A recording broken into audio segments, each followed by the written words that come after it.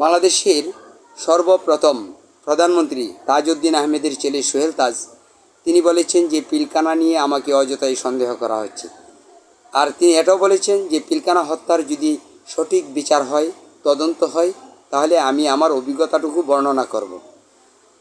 সেদিন এই পিলখানায় 57 জন সেনা কর্মকর্তা সহ 74 জন নিহত হয়েছিলেন।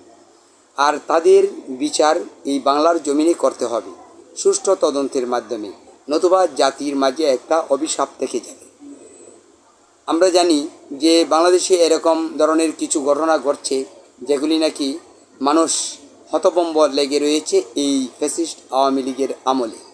সুতরাং এই যে হত্যাকাণ্ডগুলি ঘটেছে সেগুলির বিচার করতে হবে, নতুবা জাতিতে অভিশাপ থেকে যাবে।